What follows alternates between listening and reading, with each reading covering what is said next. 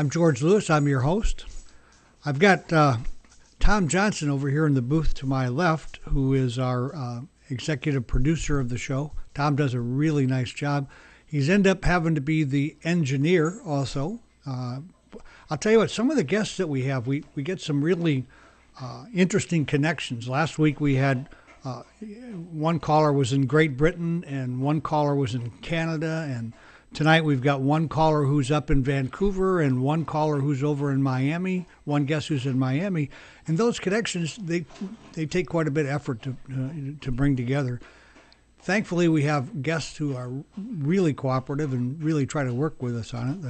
The technology is getting better, but it's very interesting how all of this comes together. I've got a really good show for tonight, but before I get into that, I want to talk a little, just for a moment or two, about my next week's guest. Is Lateef Warnick. He wrote a book called Day One. It's The Journey of Your Soul. It's pretty interesting. He really gets into, if you happen to be a Christian or a recovering Catholic, he will help you through some of those issues next week. It should be a pretty interesting show. I'm looking forward to having Lateef on. I've got some very, very interesting guests tonight with some interesting backgrounds. We have Brigitte von Bulow.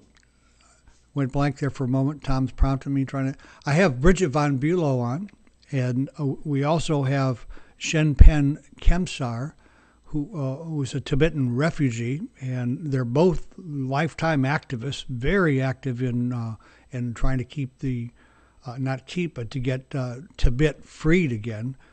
If you know anything about that, what's going on in Tibet, it's gone on for 60 years over there, and China has just oppressed them. And if you watched our little demo promo video, you can see some of the things that are happening there are really, they're really outrageous, actually. So while Tom's going to bring our guests on, and we will get talking with Shenpen and with Brigitte. We ready, Tom? All right. Good evening. We finally have gotten this together. Brigitte, how are you? Yes, hello. Good evening. Good evening. Very well. Brigitte's in Miami tonight. You live in Miami, isn't that right, Brigitte? Yes. Yes, and Shenpen, you're up in the cold country.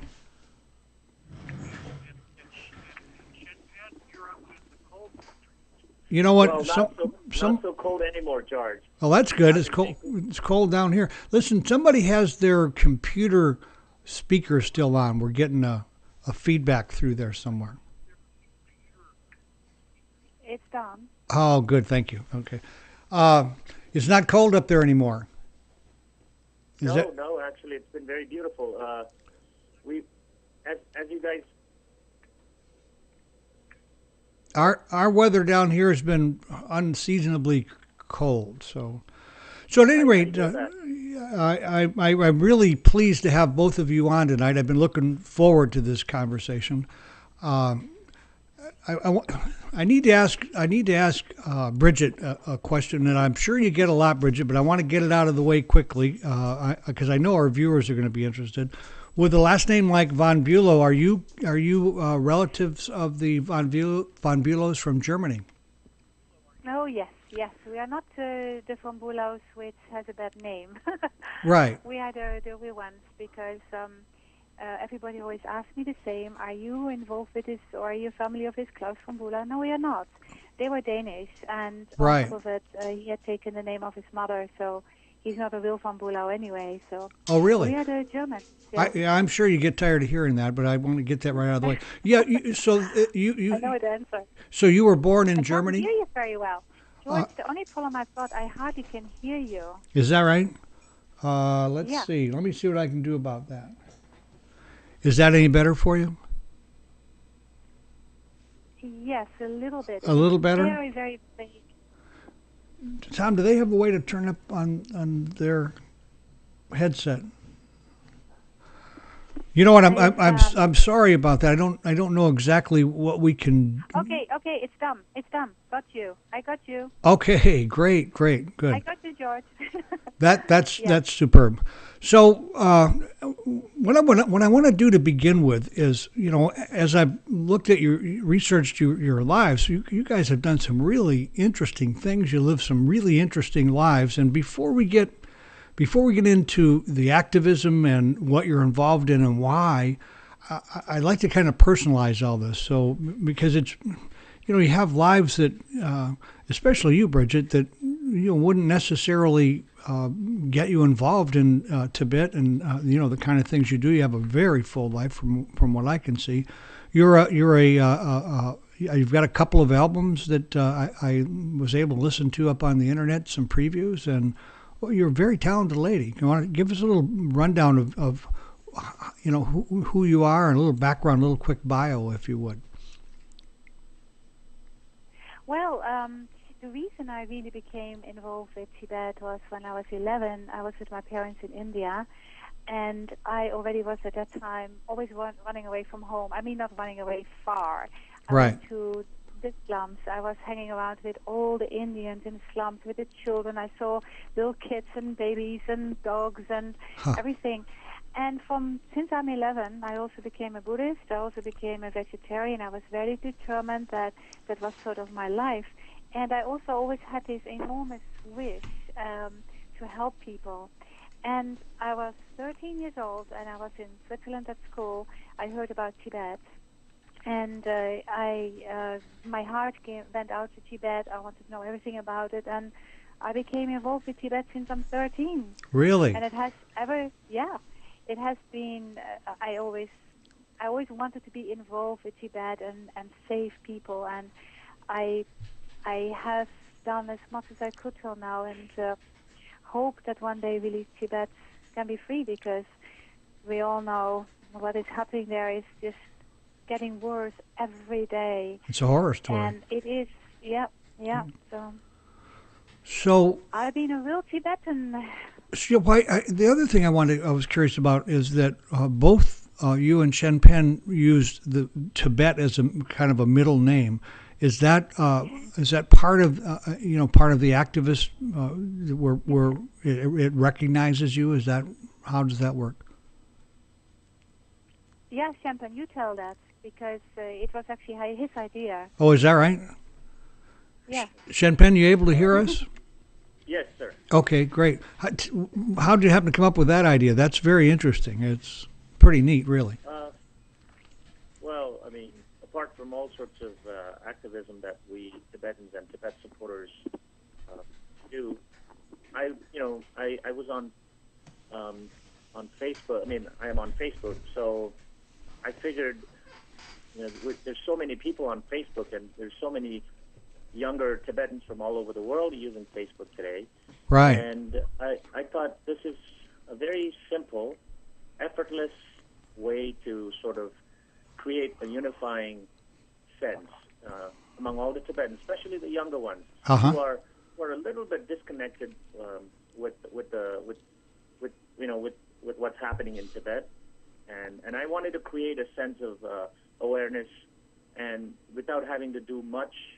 And just by adding Tibet as our middle name, I started a group called Tibet is My Middle Name, and I am Tibetan.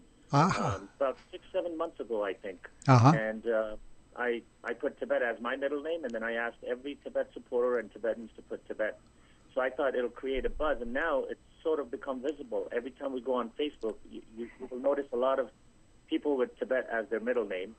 And what happens is, my vision was to create this enormous network on Facebook throughout the world, right? So that it becomes so big that it is newsworthy, and the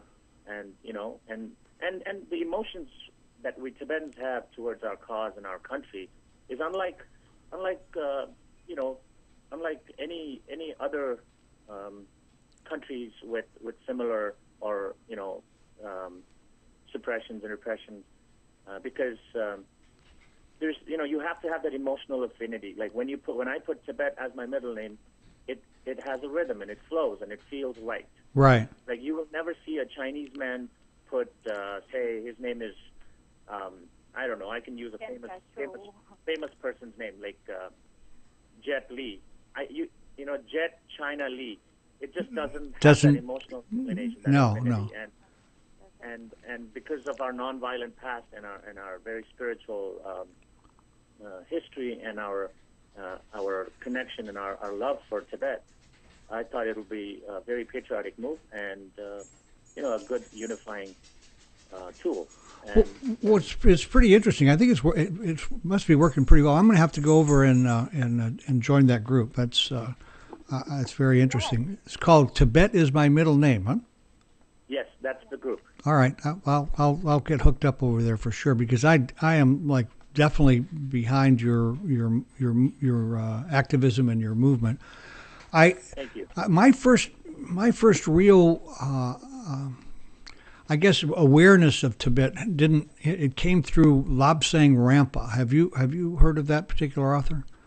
He wrote a book called he wrote several books back in the 70s and in the early 80s, and the one was about the Eye of the Soul, I think it was called. But it was very, very powerful book. Had a real change effect on me. So let's talk a little bit about, while we've got you, Shenpen, let's talk about your lineage. Your father's, you sent me a link to your father. I went over and looked at his website. He's a very interesting guy.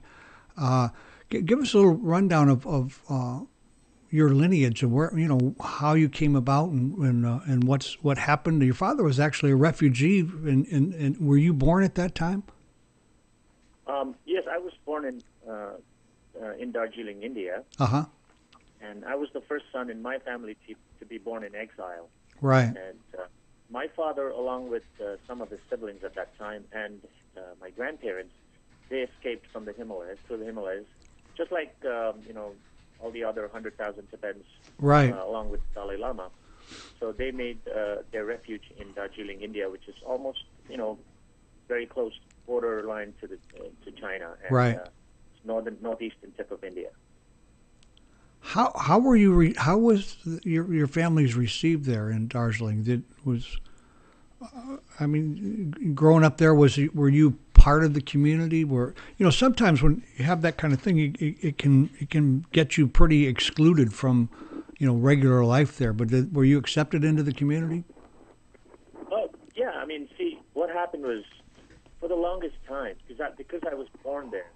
So I did not really have the sense of, right, I'm from Tibet or I don't belong here.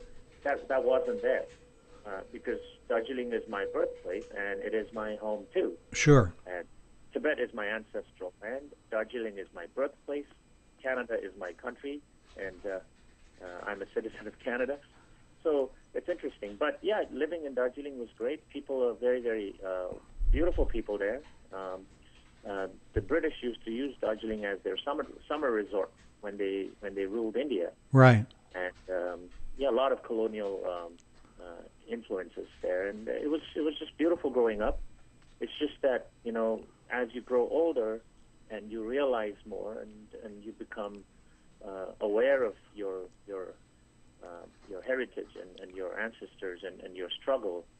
Then, me personally, I became a lot more involved with this whole Tibetan movement and realizing that I am actually Tibetan and I am given this one life where I can and I should be doing something for my people and raising awareness and being the voice for the voiceless. Well, and it is a matter of being voiceless too, isn't it? It's like, without people like you, I'm sure they would get lost there somewhere. It's you're also more than just an activist.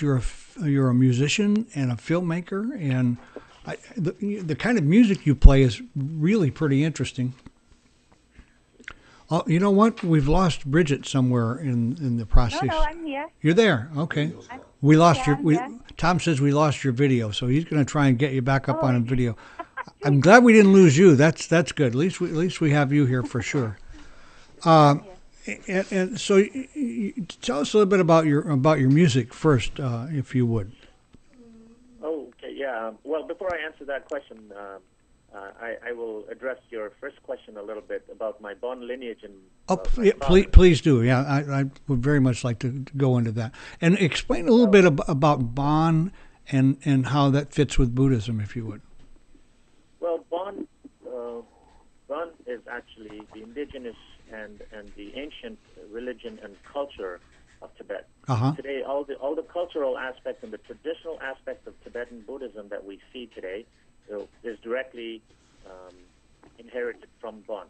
And the amalgamation of Buddhism that came from India and the Bon traditional and cultural aspects is what makes our Tibetan Buddhism very, very unique today.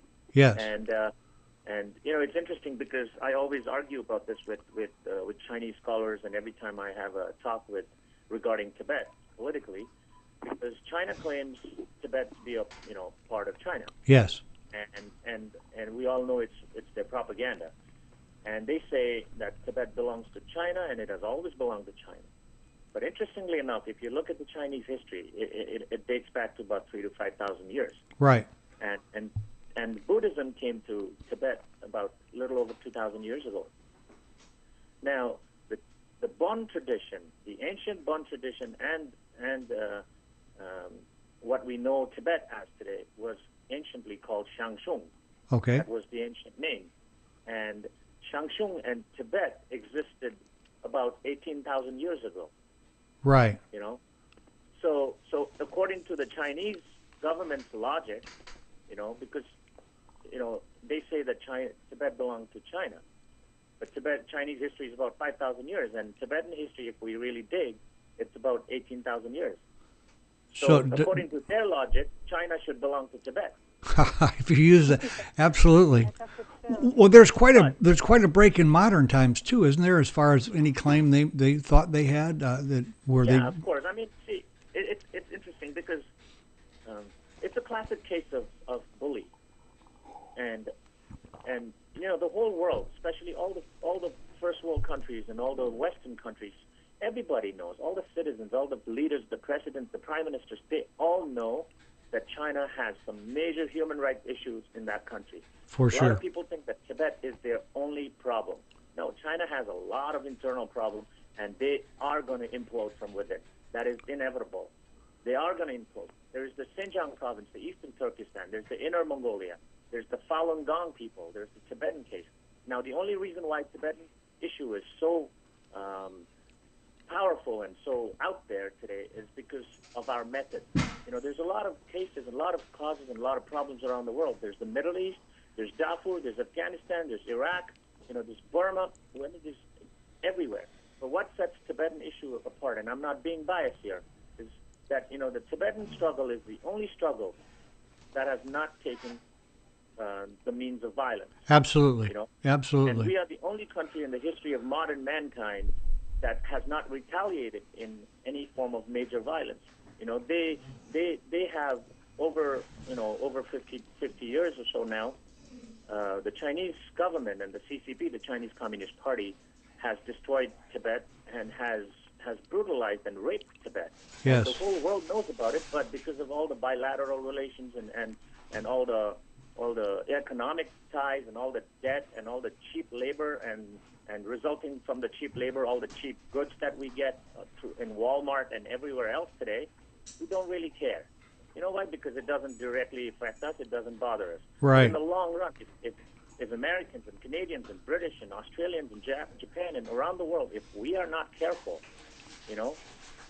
this Chinese government, we have nothing against the Chinese people, but the Chinese government is way more cold and lethal than any other tyrant this world has ever seen. And they're willing to wait centuries to get to the to bring their power into play. And so they're very very patient.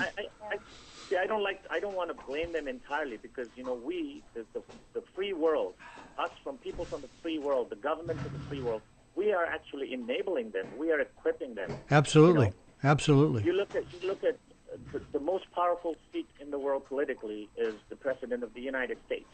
And President Obama stood and he wanted to change. He wanted to bring democracy, and pretty much the whole world, the free democratic world, has so much hope in him. But the Chinese, we've created such a situation where the Chinese government can call them directly and pretty much warn them and scold them, asking them not to meet the Dalai Lama, asking them not to engage in Tibetan politics and Tibetan talks, they say. So, I mean, if we think about it, this is what the world has become today. China from Beijing, they can pick up their phone and they can call the ambassador of U.S. and tell them, you guys should not meet Dalai Lama. Who the hell are they to call people from the free world to tell us what to do? Well, you know what the problem is, Shenpen, and this is this is where we really started to get in trouble, and that is, it's like any business. Your banker's going to have his hand in your business, and your banker is going to direct you, and that's exactly what's going on with China. We've borrowed our way.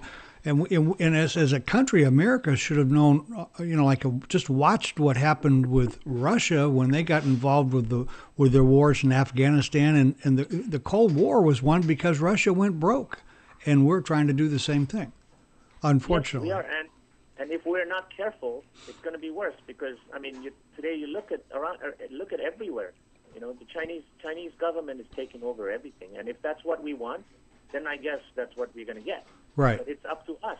It's up to us. And Tibetan issue is the only issue and the only cause. China is not afraid of America. China is not afraid of anybody today. They are mighty. They're powerful. They're economically growing, and they're becoming strong, and they're huge.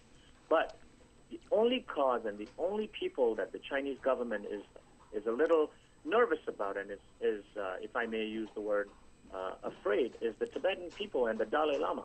Because what's happening here is China can almost buy their way into everything and everybody. Right. And if you cannot buy it, they can crush by military power. But what's happening with the Tibetan cause is, no matter how much they try, the exiled Tibetans and the mighty Tibetans and inside Tibet today, everybody's revolting. But still, we are doing our revolution through a very peaceful means. We're directly making it evident that Tibetans are not like the Chinese government. Right. We're not like the Chinese government at all, because no matter what we do, we are not going to be violent. And that's the path that His Holiness the Dalai Lama has shown us. And us being Tibetan Buddhists, it is against our philosophy and our religion and our principles. But, it is our right to raise awareness and do whatever we can. And me personally, apart from being a musician and an aspiring documentary filmmaker and all that, I'm dedicating my life to fight for Tibet. And when I say fight, I don't mean guns and all. Right, I am physically. Going to be the voice, and I'm never going to be suppressed, because they can kill us and they can bomb us and they can do whatever, but they're never going to take away and kill our philosophy and our internal self. That pride that we Tibetans have of being nonviolent. One of the things, Shenpen, that I really appreciated from both you and Brigitte, as I researched all this and listened to the things that you do, is your passion is so there and so intense. It's like that kind of thing can't be stopped with enough people. We happen to live in some really interesting times when you consider the internet and the power of the internet. That probably is going to help to democratize the whole world at some point. It'll just bring people up and cause unrest. We've seen it happening in China now.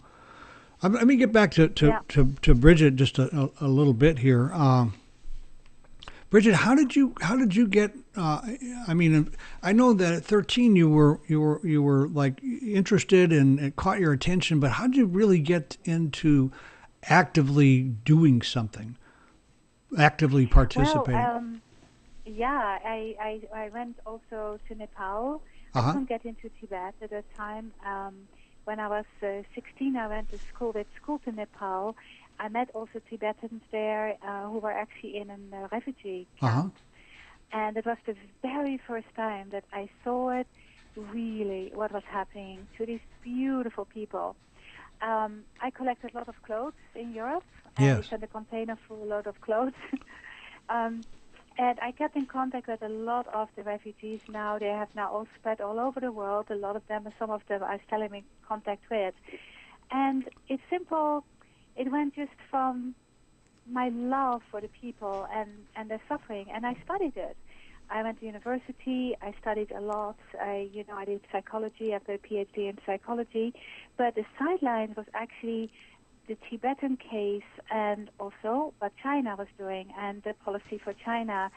I also always thought that China was going to lose on the long run. I feel that so very much so. And now, nowadays, you hear that actually inside of China there is a lot of unrest happening. A lot of people are very upset that their freedom is being taken away also in China with them, with the Chinese people. My fear is, though, that China is so ruthless. And when they feel that their control is being taken away from them, that they're going to hurt so many people. That's the unfortunate part, isn't it? My greatest fear. And they already have done it to Tibetans. I mean, when there's a demonstration, the young people for a demonstration, they grab them, they throw them in jail. Often you don't hear from them anymore. And then they have sometimes bogus court cases for them. And when was it, 5 months ago, these four young people from the demonstration, they were in jail. They threw them in jail, and then they got shot. I mean, I cried for 24 hours because so they murdered nobody them. has been able to help them. And they simply got shot, Right. Why? Because they're, and China is evil. I can't say any other word from it. I'm not talking about the Chinese people. No, I hear. 1.2 billion Chinese people, but it is the government. And, yeah, we must stop them. And we will, because the whole world is slowly but surely waking up. I always believe in when China actually invaded Tibet, if we had internet and people were more educated, changed everything, wouldn't happened. it? Yes. Yeah, I couldn't agree more. But the world was asleep. Nobody knew anything. See? So.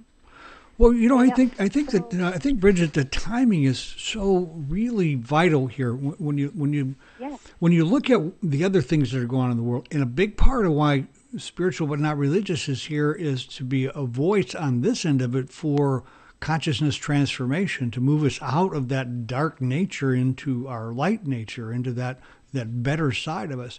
And there are huge numbers of people who are involved in that and really working at moving that forward, like you're working at moving the activism forward.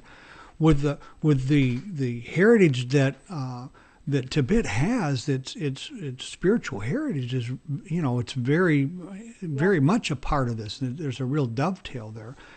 At some point, that all has to change. Yeah.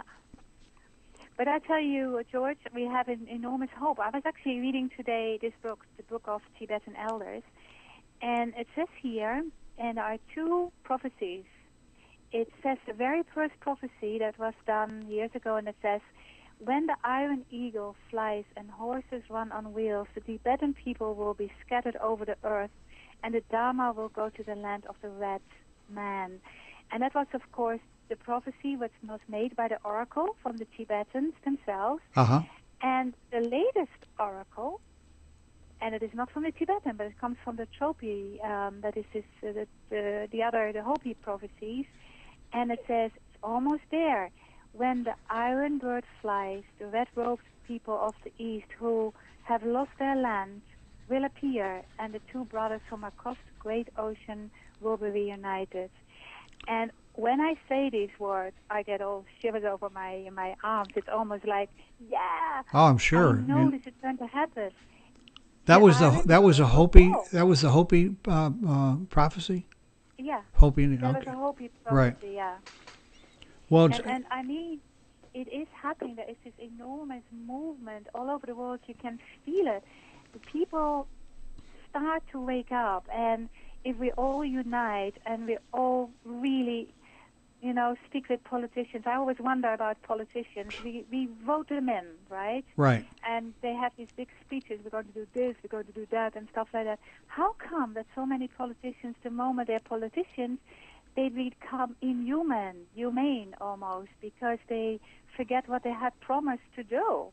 And we need to all work on, you promised to do this, you promised to help us with this, now show us your promise.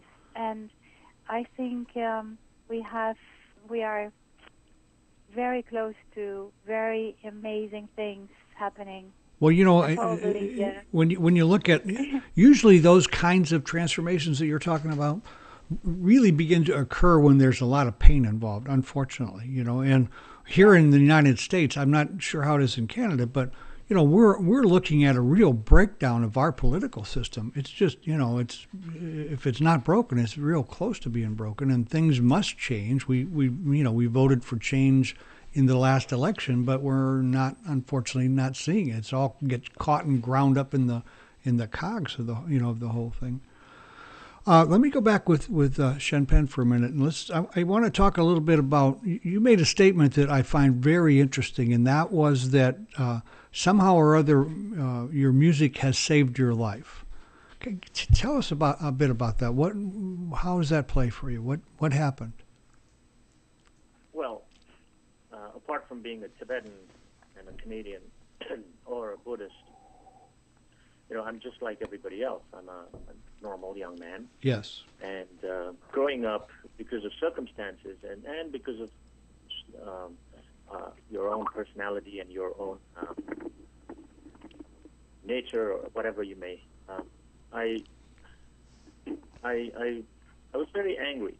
Right. I had a lot of anger. Hello? Yes, I'm here. I'm hearing some. Okay. Yeah. So and like most people, you know, most of us conventional human beings, we try to escape or run away or ignore the dark sides that we all possess in us. Absolutely. And I was doing the same, and I for a bit here and there, I did take the means of other ways to deal with it. You know, I partied, I did drinking, drugs, alcohol, and the whole. Right. Yes, and you know, and you know, we always escaping, and we're always running away from the dark side. And I personally have always been a very musical person at the same time since I was a little kid. Uh-huh. Growing up in Darjeeling, this is back in the 80s, early 80s, and you know, there was no internet, no CDs. There was cassettes, you know, the cassettes and cassette players, which was still very rare. Right. Because, especially my family, we were not really wealthy when we were in Tibet, even though my family and my ancestors were very, you know, well off or well-to-do in Tibet. But thanks to the Chinese invasion, you know, we lost all that, and my grandparents and parents had to start all over again. Stripped it all away, didn't they? When I was born, when I was born and growing up, it was not as we were not as fortunate as we might be today. So my access to Western music was mostly through certain friends or tourists that came from Canada, U.S., Australia, England, you know, Europe, and they had their Walkmans back then. You know, not the CD player, but we had the Walkmans, right? And they had cassettes. So I got really into the Western music since then, and especially. I started listening to early when I was very young. I was into Pink Floyd and Led Zeppelin and absolutely Rush and all the rock stuff. But I didn't really have a sense of genre back then. I mean, I listened to Wham and Aha and Pet Shop Boys to, you know, Led Zeppelin and Grand Funk Railroad and anything Western I could get hold of. We used to enjoy. Right. So and then after I came to the West here in the U.S. and Canada, as I was growing older, you know. I started becoming very frustrated in many ways, personally, and just, you know, and then I became more aware of the Tibetan situation, and I needed to find an outlet, and the outlet, if I had taken drinking or drugs, that would have been a very disastrous and negative outlet. For sure, yes. So, yeah, so I fell in love with heavy metal. And not just heavy metal, especially there's a subgenre within heavy metal called death metal. Uh-huh. And I started listening to death metal, and I started playing a little bit. And today I play death metal. Well, for those viewers who aren't familiar with death metal, can you give us a little insight on that, a little insight into? Well, I'll try and simplify it. All right. But basically, death metal is very intricate, very almost neoclassical, really? Very amped up. Yes, and very fast. See, the thing is, there's a stigma attached with it, with metal in general. Yes. And there's always the difference between mainstream and not mainstream and underground. And the conventional world has been conditioned to think that metal right away is sinister and evil or right. disruptive, loud. And that's what we believe, and most people think that. But if we ask ourselves, how well do we know that? How well have we researched into it to come up with that sort of, judgment? Most of us haven't. It's just that it was against system. It was against a lot of norm. It became a rebellious music, and governments and organizations that were benefiting don't like any sort of rebellion. It frightened them. It actually frightened people. Yes. So they were successful. They were successful in making it evil. Well, presenting it as evil. A lot of people, I'm not sure if they know, this whole, in music and in movies, today we see the PG sign. Right. Parental guidance. Right. It actually started with heavy metal. Really? And yes, back in the day, Tibet Gore, what's her name? Al Gore's wife. Right. Back in the 80s, there was a band. I'm not a big fan of that band, but they were a metal band, sort of a glam metal band called Twisted Sister. Sure, I'm familiar. And they had a song called "We're Not Gonna Take It." Aha.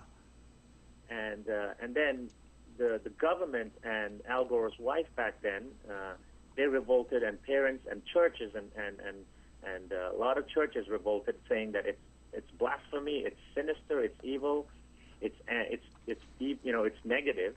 So they had a court case, and they brought him to court, and then they came up with that resolution where they had to put PG. But coming back to death metal now, what death metal is today is it's very popular, especially in Scandinavia. Is that right? In Finland, Norway. Uh-huh. And death metal is a genre, a subgenre of metal, and it is very intricate, very, very tight, and it is the only genre. And I urge people who might disagree with me, I urge them to actually be non-biased, and do a research if they would like to disagree with me. It is the only genre that has the most dedicated fans in the world, and it is the only genre that sounds better live than recording. Oh, really? That's interesting. Interesting. Yeah, and you have to be a really, really good musician in order to play in a good death metal band. It's very intricate. It takes a lot of precision, a lot of rehearsal, a lot of practice, and there's not much drugs or drinking involved. It's just a very, very high-paced adrenaline, very lots of rush music, and some musicologists have even said if Beethoven and Mozart and Paganini and Bach, if these people were alive today, they would only want to play in metal bands. Oh, that's interesting. That makes sense to me too. It is the only genre of music that is intricate, that is complex, that is out of the box thinking, and that is challenging, and it is fun. And so this was a real release for you for some of the anger that you were feeling. I mean, listen, at that young age we were angry anyhow, or at least I was, and most of the people I do. And then you put on top of that your refugee status, and not in the country of your father's origin, and I suspect you were really pretty angry. Yeah, and like most people around the world, I was just a normal kid, but had a lot of angst, and there's so much I want to do, and there's so much problems around the world, and I needed an outlet, and thanks to my music, heavy metal, and my band and my guitars, I found an outlet, and I channel all my dark side instead of running away from my dark side. Instead of running away, I turned around and I went and faced the dark side, and I shook hands with it and embraced it and channeled it through my music, and I'm a lot more calmer today. I totally understand embracing your dark side. I've written a book called Mastering the Light, and a good share of that is exactly about that, this journey into the dark side, and and coming to a place where you can make peace with it and put your arm around it, like you said, and embrace. That makes me really curious with Brigitte, because I listen to Brigitte's music and nothing could be further from death metal. Dark side. Absolutely, yours is very peaceful and melodic, and not that the heavy metal isn't melodic, but how did you two get hooked up here? We got to be careful here, John. I know I'm on some shaky ground, aren't I? So why did you want to ask me about it? Well, my question is how did the two of you meet, and how did you get connected up where you're doing this activism together, and it's a very interesting alignment. Well, we started the United Nations for a Free Tibet, which a lot of people have actually not understood, because they thought that we were the United Nations, and we got a lot of reactions from people from the United Nations is not doing anything and they're terrible and whatever. But we started the United Nations for a Free Tibet because we want to unite the nations to help Free Tibet. And it has grown extremely fast, and Champagne and I started talking, and he's making this phenomenal documentary, and from both sides we can do so very much. We have now a whole team already within our organization. It's growing. We have people in Belgium, we have people in the UK, we have, truthfully, people coming to us to really help unite it. We're going to be united. And that's in short how it is. So you've become kind of a hub for this, and is that? Yes. And yes. If I may add to that, yeah, please. Brigitte is, and I also wanted to thank everybody around the world that is listening to this and watching this, all the non-Tibetans who are Tibet supporters from around the world. I personally would like to, on behalf of each and every single Tibetan, I'd like to thank you guys for supporting Tibet and believing in our cause and believing that it is a fair and just cause. Personally, people like Brigitte, I mean,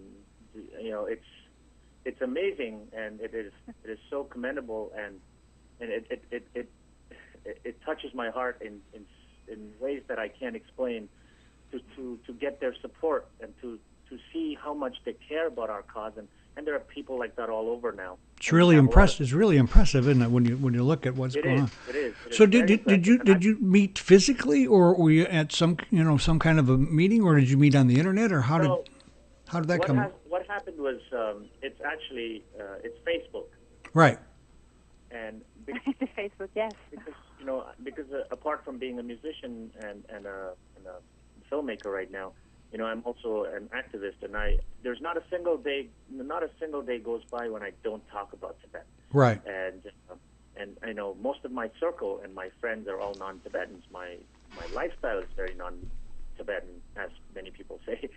But I talk about Tibet every day, and I started this Tibet is my middle name online campaign on Tibet, and Brigitte and a lot of other people, Tibet supporters, joined, and then we became friends through Facebook. And Brigitte, now coming back to the United Nations for a Free Tibet, right? And if people want to get more information, I'll give you guys the website real quick. It's Tom can put that up on the. You have that website for. Which one? Go ahead and tell us what it is, and then Tom will pick it up and put. It's basically United Nations #4 freetibet.com. Get that, Tom? And, all right. Yeah. And so United Nations for a Free Tibet was basically conceived. The initial idea was conceived by Brigitte. Oh, really? And she yes. Very, very. Wow. Had this vision. She said that there is so many support groups and there's so many organizations that fight for Tibet in our own ways.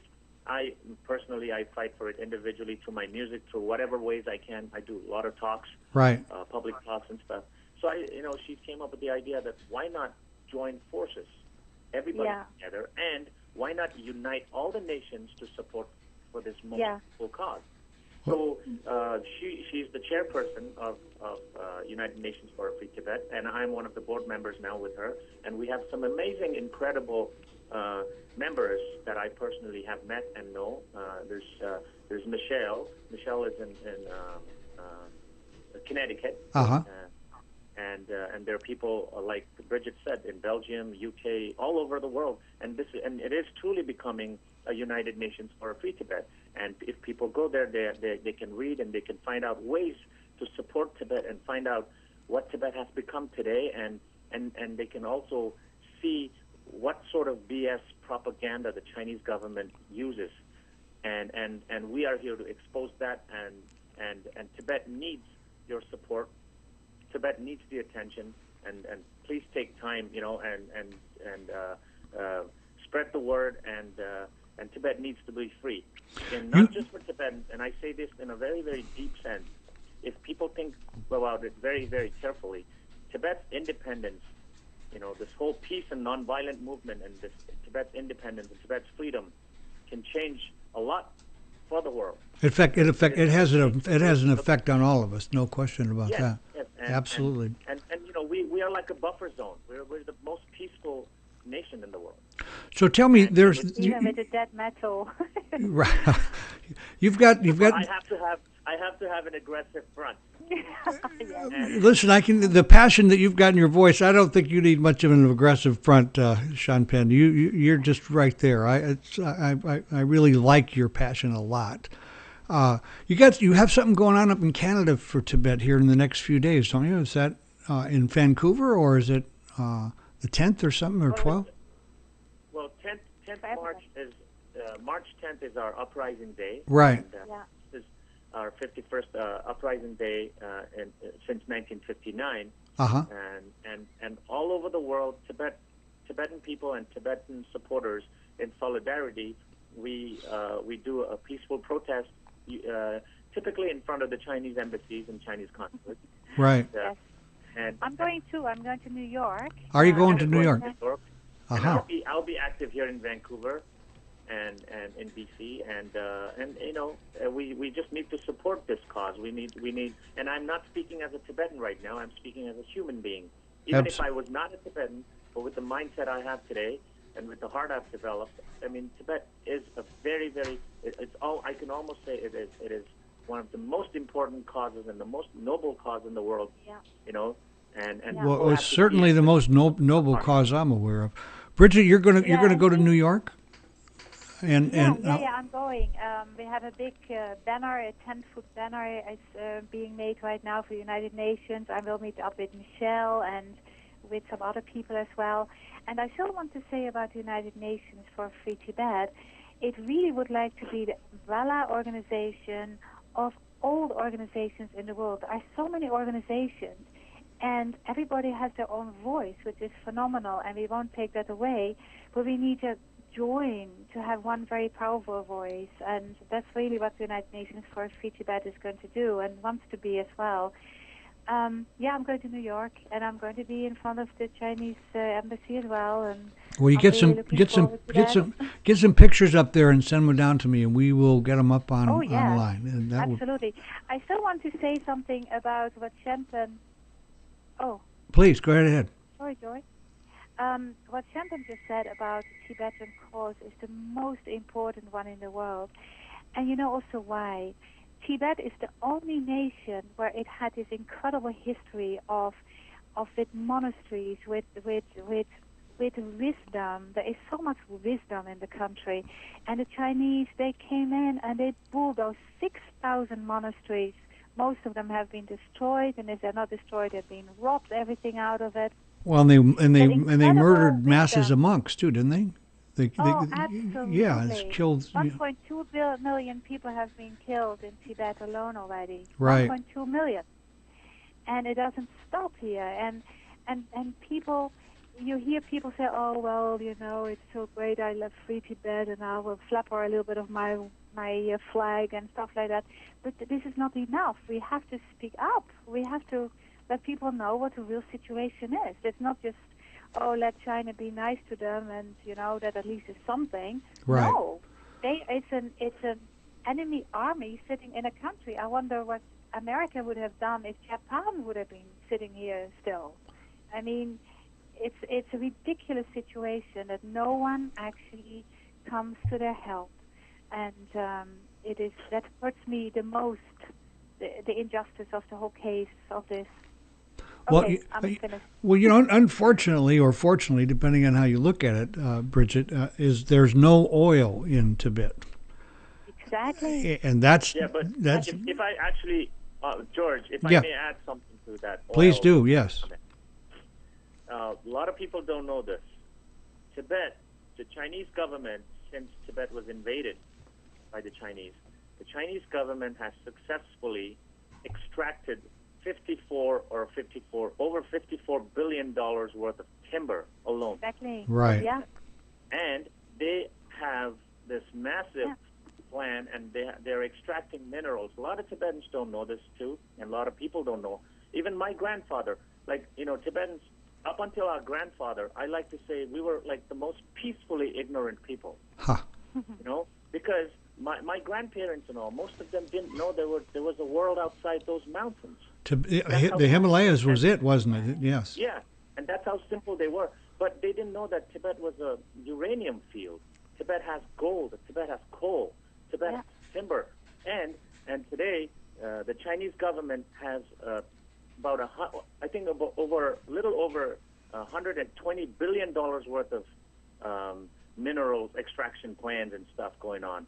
And they're basically, like I said earlier on, they're brutalizing, they're corrupting, they're looting, and they're raping our country. Unfortunately,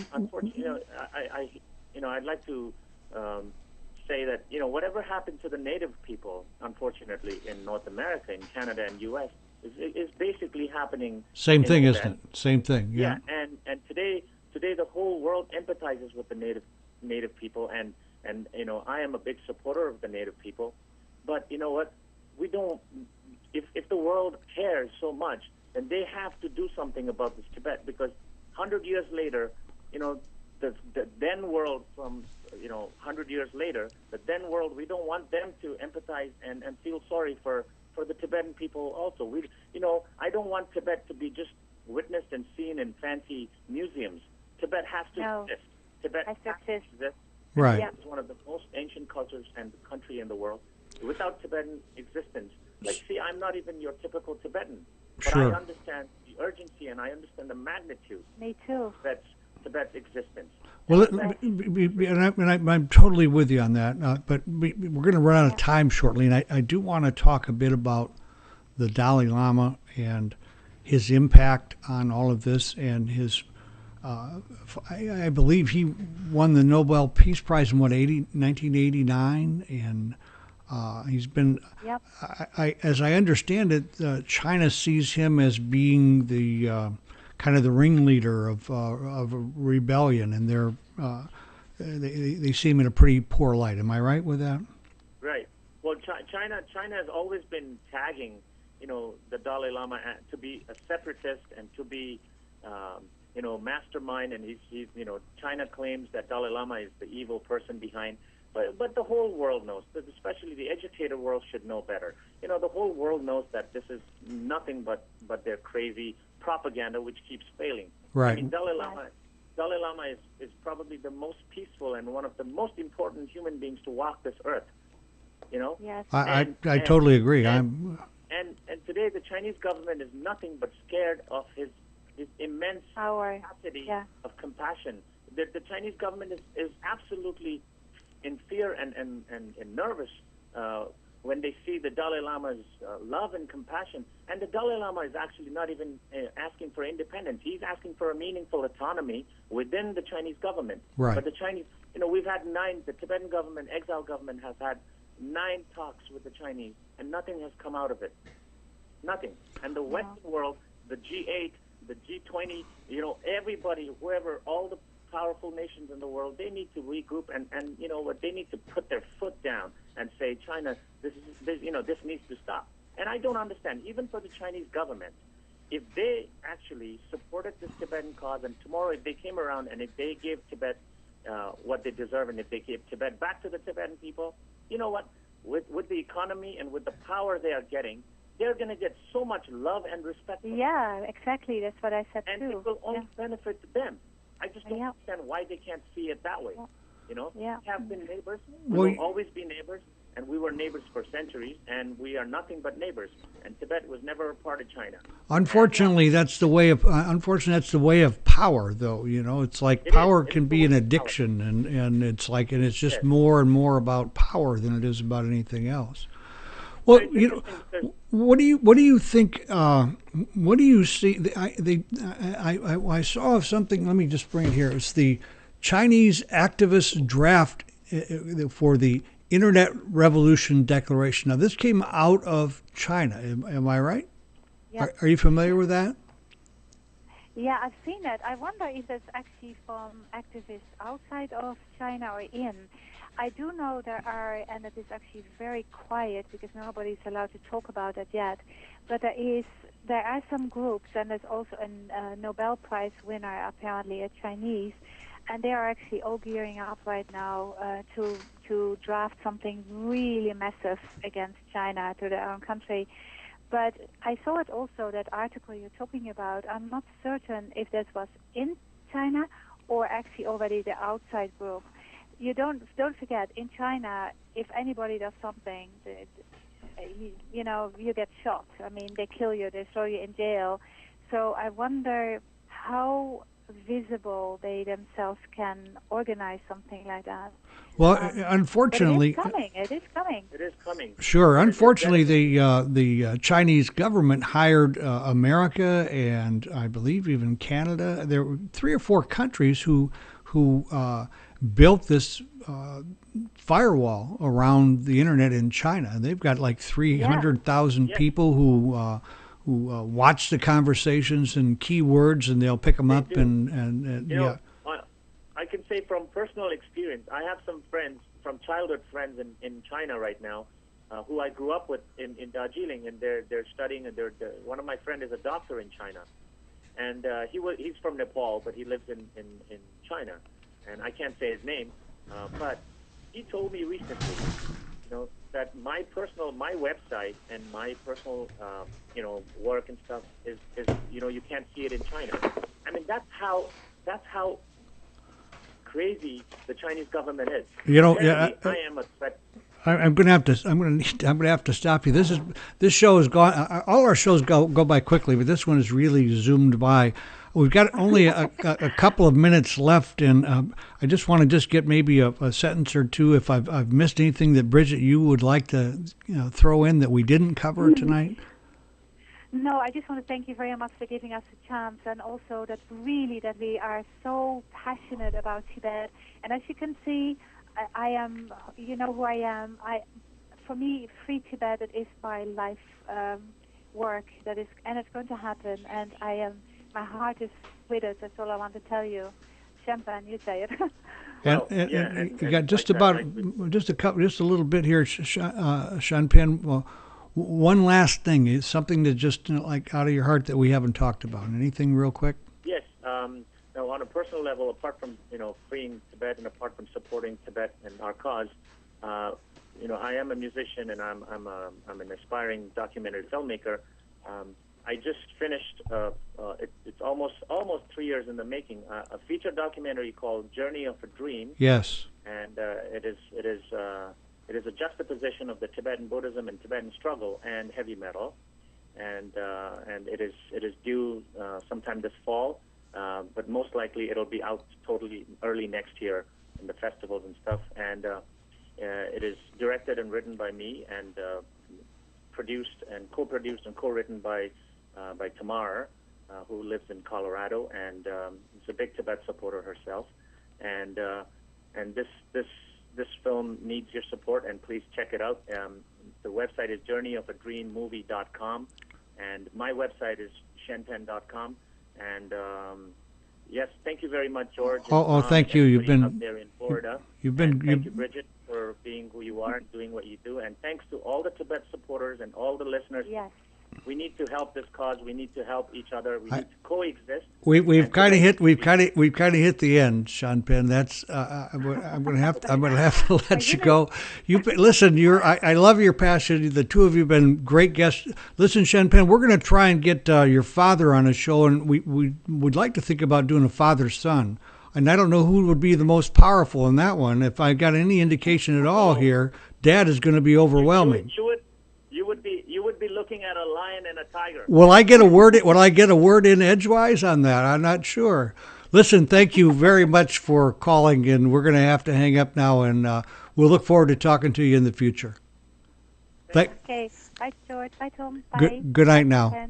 Bye-bye. I guess we've hit the end of the evening here. I wish we had another half hour or an hour to talk with these folks. We didn't really even get into so much into Brigitte's background. She's a fine lady, and it's really pretty neat to see her doing this. So we'll be back next week. Remember, I've got Lateef Warnock. We got a great show, and be sure to accentuate the positive and have a fantastic week. You're good to go. Jesus Christ. Holy he just man. took over, boy. Man. He just took over. And he's like, it ain't no stopping him, you know? It's like. He's like a rattling gun. Whew. Yeah. That doesn't make for a great show. Well, he had a lot of people on, though. Did he? Yeah, a lot of people. I didn't see much in the chat room. Was there much going on? No. Chat room was just a couple friends. Some guy came in. I had to ban him. We'll get one a week. Yeah. And then. But it was fun. Make sure shut off that record. I think I shut it off.